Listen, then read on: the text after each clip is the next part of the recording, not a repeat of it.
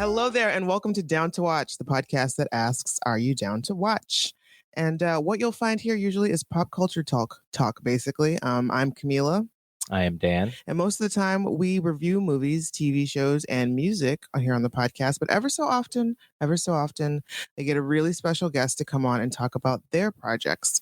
And today's special guest will be joining us for this episodes that are part of a series that I call Casting Call. Today's special guest is the transformative actor, Jack Erdie. Multi-talented. Music. Transformative. Singer.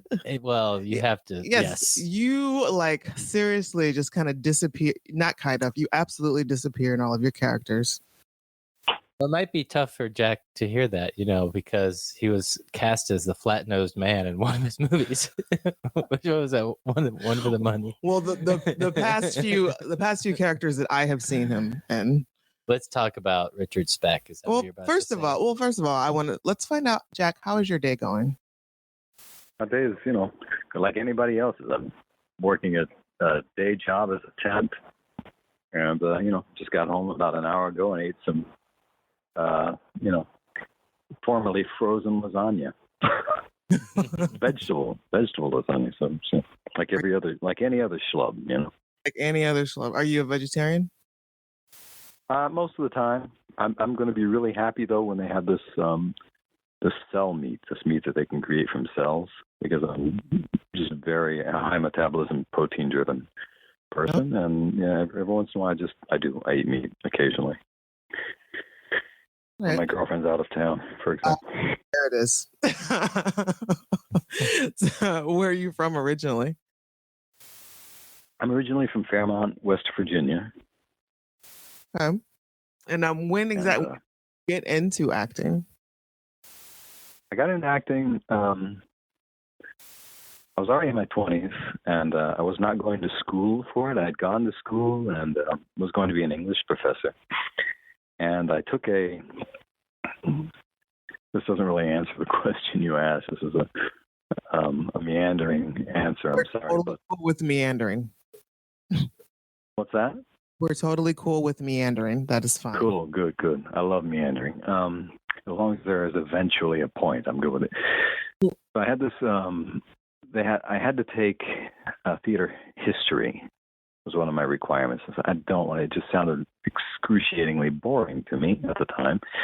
And I said, is there any way to get out of it? Some hipper kid knew that if you took stage movement, you could get out of the history class. So I took a stage movement class, and for the final piece, we had to combine a couple of blocking exercises and create something out of it. So I did something ridiculous like Vincent van Gogh's Last Day. And the teacher asked me to stay after class, and I assumed that she was going to tell me, whatever you do, don't think about acting.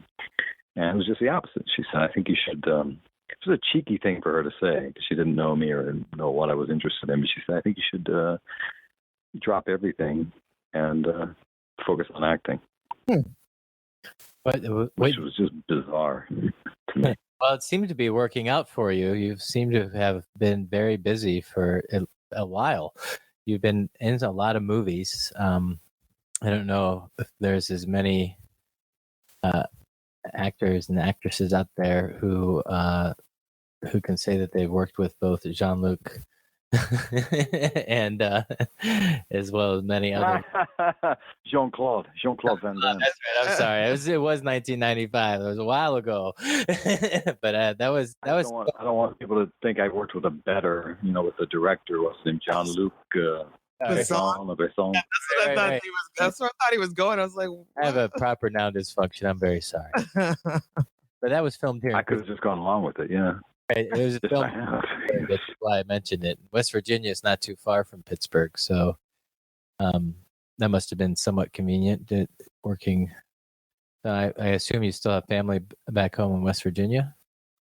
I do. I have, yeah. Otherwise, I probably would never go back to Fairmont if I didn't have family there. I'm sure they've got like a Dunkin' Donuts or something. Yes. I mean, what's going on? I don't think they do. I think where the Dunkin' Donuts used to be now, there's a massive meth lab. Oh wow, gotcha. Okay. Pretty sure. Yeah. So you still get a baker's dozen. Eh. I am sorry for cutting Kahmeela off earlier. You were saying that Jack is a super transformative actor. I totally co-sign on that. I didn't mean to be such a smart aleck. What were you gonna say there? Just for the simple fact of just like the last few things that I have seen you and Jack, Outsiders, Out of Furnace, and most recently, obviously Mindhunter, which you seem to be getting quite a bit of attention for. You're playing the real life serial killer, Richard Speck, which shocking, yeah. So I made the mistake of watching an actual video of the real Richard Speck, and I've seen that video. I was fucked up for like 2 days. Yeah. Yep. So, how did you manage to do your back? Like, how did you do your research, and how did you get into character? Well, I read a couple of books on him, and then just read a couple of books on. Yeah, I studied sociopathy and psychopathy for writing purposes, for acting purposes. So, just looked into some more recent research on that. There's a really great book. I'm going to forget the author. I know it's almost it's something Baron Cohen, but definitely not Sasha. But it's a great book on with some new understanding of sociopathy, and we now have the at least scant hope that someday someone will be able to cure. But anyway, there was that, and there's books about Speck, like Born to Raise Hell. And I don't think I read Born to Raise Hell, though. I think that was more like a pulp novel, just really kind of gratuitously neon. But there's some better books on him. And then there's, as far as media, really, there's only that video. So it's not like Kemper. There's a lot of footage. There's some early footage of Speck in Corp. It's all MOS. It's just stuff of him trying to look composed. Yeah. And, if it's the same video that we're talking about, then I mean, I guess it's later. It's Speck much later in life than when you play him, and you definitely played him much differently than that version of him. It's like a math problem. You just have to take what's the later video that's there. You talk about, speaking of transformative, right? Once he has his memories expanded, you just go kind of do them like you look at it like math. So look at what you know of him from the book, look at him later, and then try to do some kind of calculation as to what scaling it back to what he was probably like before he went into Gen Pop, general population. Yeah. Wow. Well, I mean, he could still afford to pretend to be a badass. Yeah, it was a jaw-dropping performance, my man. I mean, it was just like it was breathtaking. I didn't know who Richard Speck was or anything like that going into that particular episode of Mindhunters. In the early, I tell you, even they worked at profanity like taffy. I mean, like at one point in rehearsal, he kept adding these lines, and the writer, not Joe Penhall, but I forget her name. She's brilliant, so I won't forgive myself for that. I think her name is Jen, but she was a master class, really, of how to behave as a writer in the room, and I learned so much from her. But he said to her at one point, you have to be the Shakespeare of expletives or profanity, something like that, with this character. That is a great way to kept put it. Working it. Yeah, it's a great way to put it, because that's the best way to describe it, because it's not just somebody just spouting off just random curse words here and there. Like, there is a Shakespearean tone and dialect to it. Right. Tell that. Gosh, I'm failing my English class. Come on, English professor, tell us, how did he write semantic?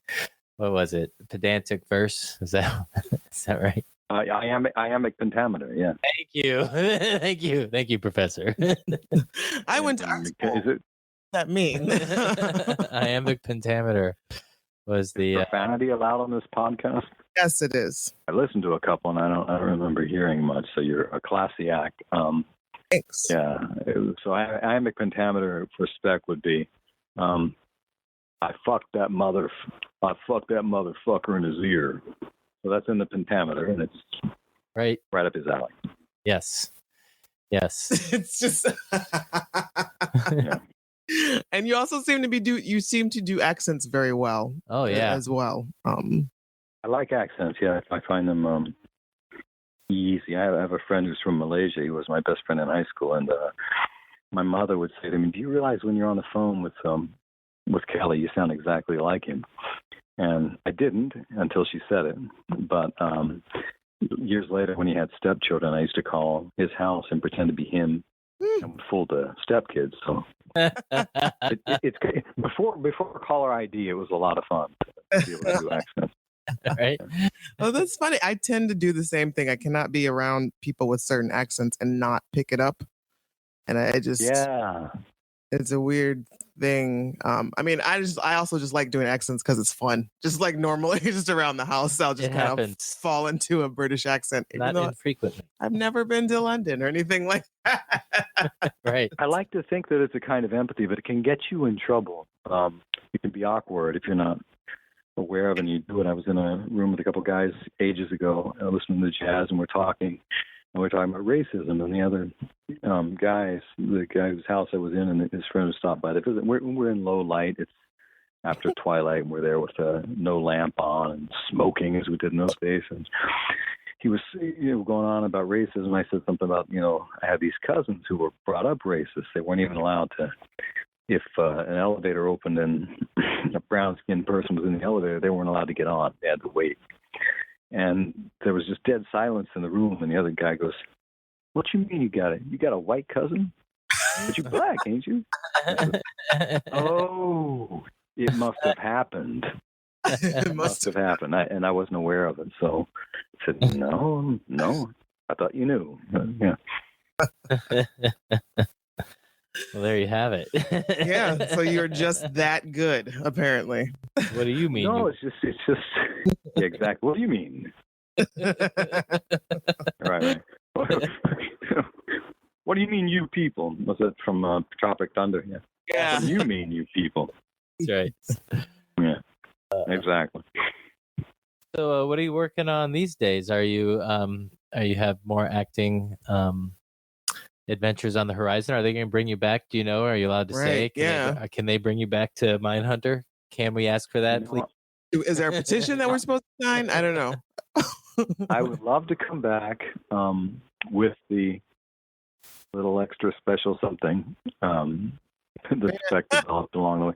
But I don't know what would be in it for the show. I don't know really what else we can learn from Richard Speck. Right. If I may speculate, whilst watching this show, right?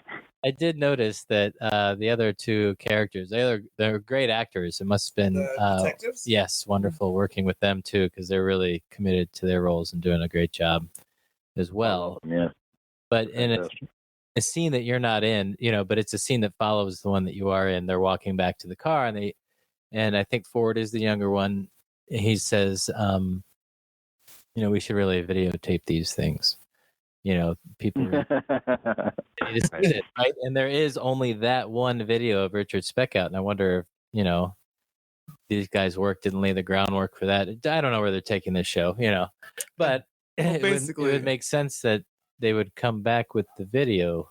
Yeah, well, first of all, poor Dan is working at a disadvantage here because I powered on through the series without him. I left him behind, and so he's a few episodes out of the loop. Yes. 1, 2. I am like the serial killer crazy buff in the family, and so yes, yes, you assimilate buff, yeah. in the yard. You know how it is.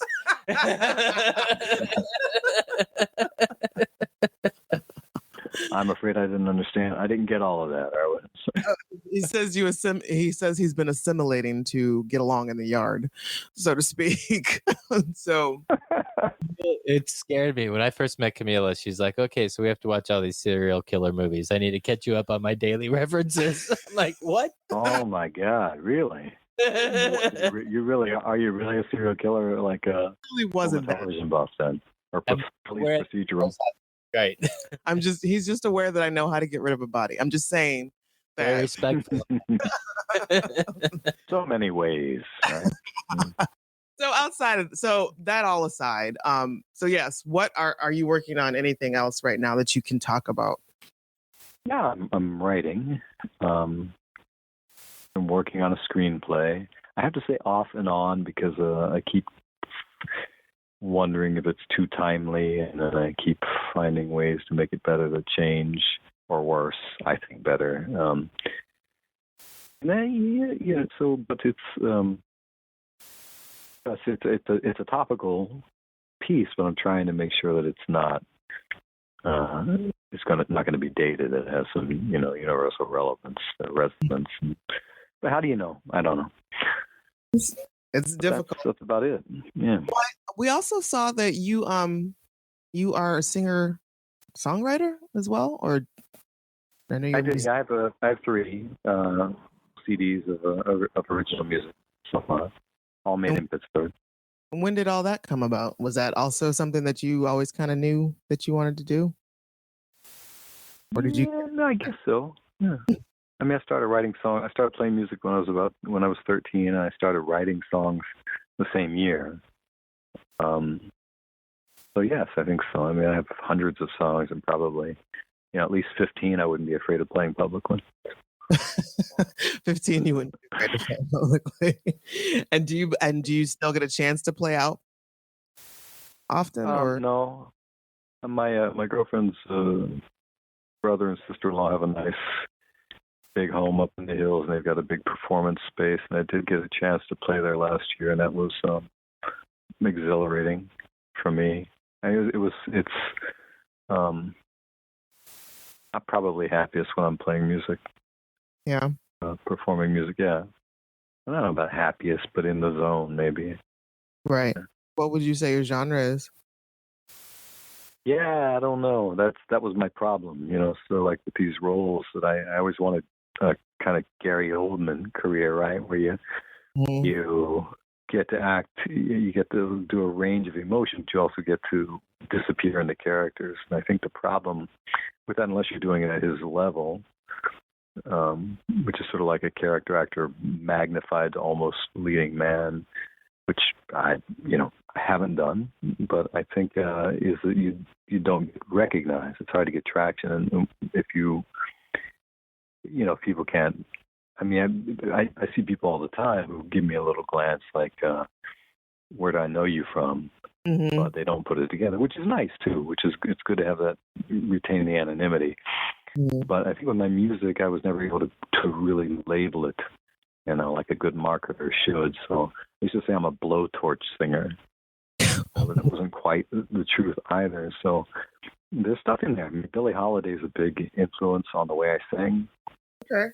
The phrasing and the breath control and the way that, I don't sound like her, but she's definitely a big influence. Thelonious Monk is a little bit of an influence. Elvis Costello is an influence. Joni Mitchell. Got a lot of influences. So I go all over the map. It's very just eclectic. Well, that's awesome. Folk rock or with a hint of jazz. I don't know. Well, it's just, I mean, it's great.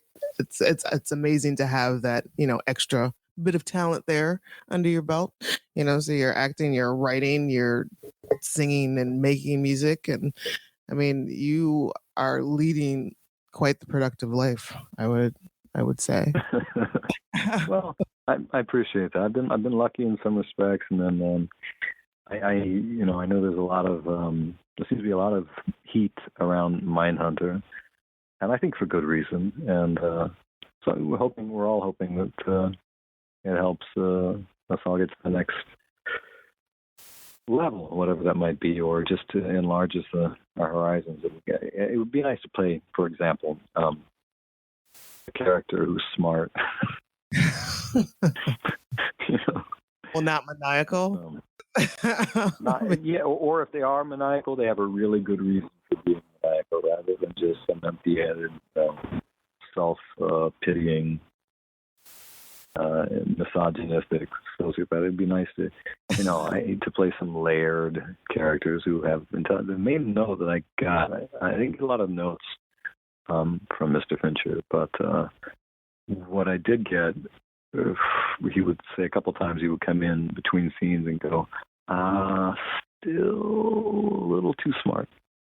Oh, really? So you had to dump. You can't be smart. You can't be smarter than the FBI. You can't be smarter than these guys at any point. Okay, so you were playing him a little too wise, a little too intelligent, and you had to dumb him down a couple notches. Yeah, and it wasn't my decision. That's just that's where,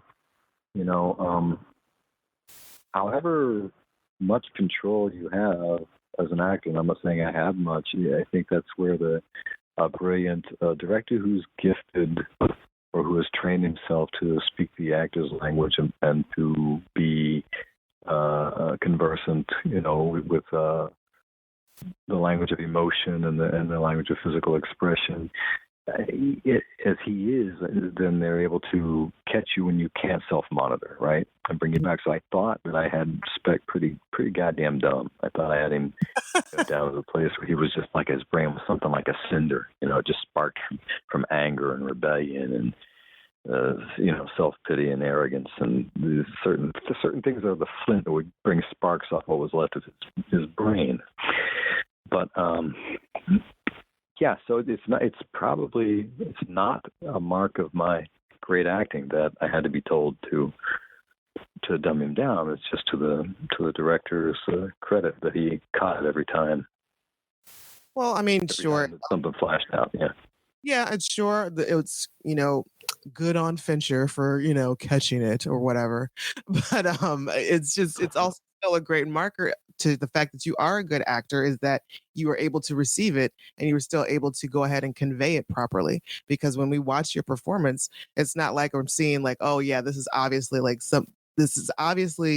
what the director told him to do, or he's taking someone else's notes. Like, it's just a natural charisma. I don't want to say charismatic, but it's just a natural essence that you have there when portraying this character. Thank you. It's easy to do with that kind of writing. It's there. You know what I mean? It's like a heart that's already beating and just waiting for the blood to pass through, and you come in and beat the blood. I mean, that's a great way to put it. You just channel it, or you are the heart and the blood's already there. I don't know which is a better analogy, or maybe they're both terrible, but the point is that with the writing and everything else set up good, and then in the editing, the pacing is almost breathtaking, right? There's almost no air in there, and I was glad of that, because I had when I worked on Out of the Furnace, there were all these pauses in a scene that I had with Christian Bale and Sam Shepard, right? And they were written in, this like, and maybe it was a director's toolkit to do this, like something he knew he was going to do. But we're doing the scene, and I kept thinking, this is death. Why does he? I mean, because Christian's already kind of a meditative guy, and has lots of pregnant pauses. They're all full. None of them feel like you're waiting for something to happen.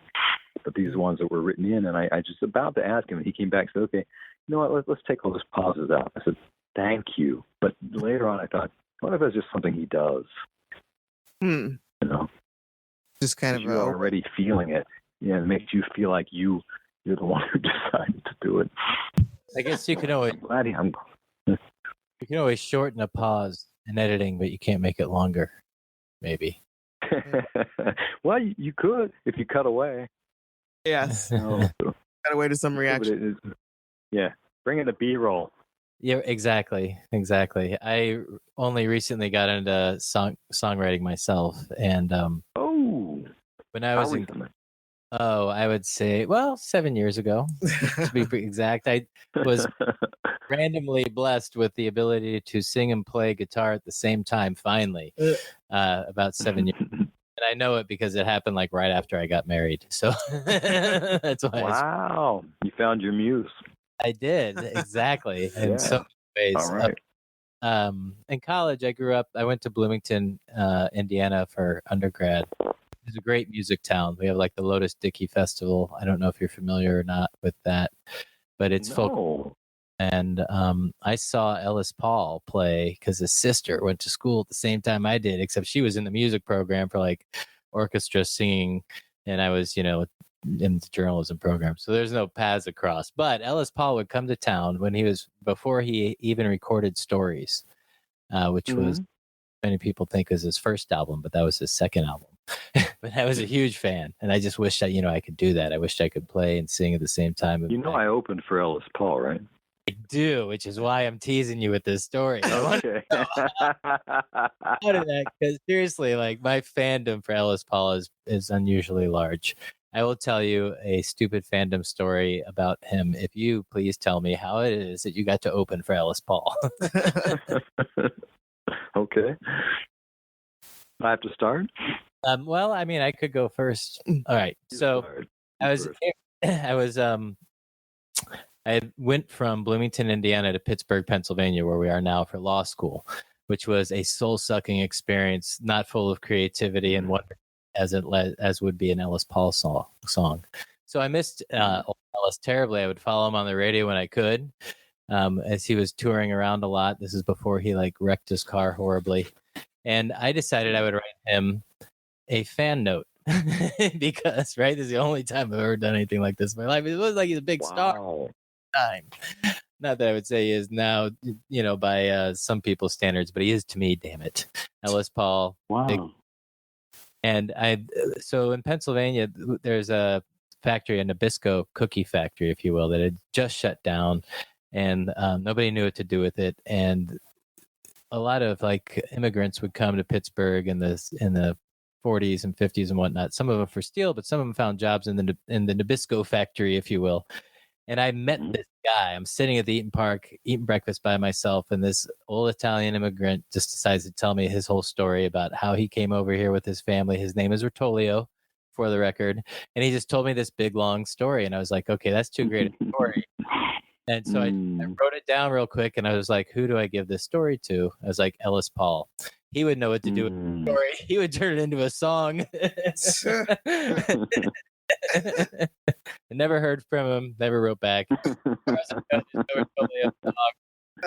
He's probably put me on a watch list or something. But nonetheless, that is my stupid story. You probably end it to the wall with a butcher knife. Now look, they're telling me how to write songs. They think I've run out of material. Right, exactly. So how did you come to open up for Mr. Paul?